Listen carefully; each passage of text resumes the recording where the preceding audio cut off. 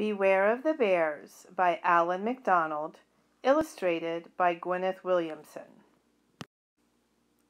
As you listen to the book Beware of the Bears, I want you to think about comparing and contrasting this book to The Three Snow Bears by Jan Brett.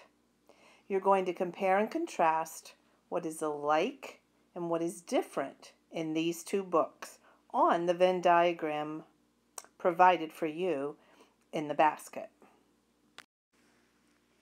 When the three bears saw what Goldilocks had done to their little cottage, they were hopping mad.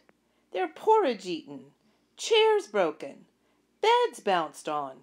"Go after her. Find out where she lives," ordered Daddy Bear. Baby Bear jumped on his scooter and sped after Goldilocks. In no time at all he was back. "She lives on the far side of the forest," panted Baby Bear. "And what's more, she's just gone out and left her door unlocked." "Good," said Mommy Bear. "What are we waiting for? Let's see how she likes having uninvited guests." Baby Bear led the way through the forest to Goldilocks' cottage. The door was unlocked just as he'd said. On the breakfast table were several open boxes. "This isn't porridge," sniffed Mommy Bear. Baby Bear read the labels: Weedos, Munch Flakes, and Puffo Pops. "Sounds all right to me," said Daddy Bear. "Pour away, Baby-O." "These Weedos are too sweet," said Daddy Bear. "These Munch Flakes are too noisy," said Mommy Bear. "But these Puffo Pops are just right," said Baby Bear, aiming a spoonful toward Daddy Bear. The Puffo Pops hit Daddy Bear in the eye. He launched a spoonful of Weedos. They splattered all over Mommy Bear's best blouse. Soon cereal was flying left and right until the floors, the walls, and the ceiling were dripping with brown goo. Then Baby Bear turned on the radio. "Let's dance," he squeaked. Mommy and Daddy Bear tangoed on the table. "This table's too slippery," said Daddy Bear.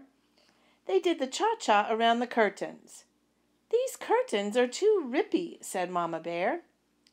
"But this sofa's just right," squeaked Baby Bear. So they all jumped on the sofa and did the bossa nova until they went right through it. Next, the three bears went upstairs. There were lots of things to try in the bathroom. "This shaving cream's too creamy," grumbled Daddy Bear. "This toothpaste is too minty," gargled Mommy Bear.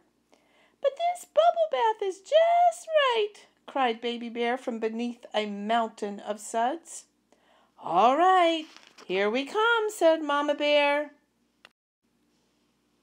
Splash! They had a wonderful time splashing in the bath.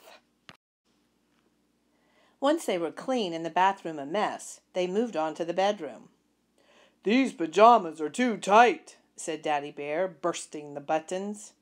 "This mattress is too lumpy," said Mommy Bear, bouncing up and down. "But these pillows are just right," said Baby Bear.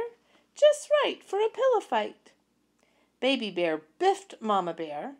Mommy Bear whacked Daddy Bear.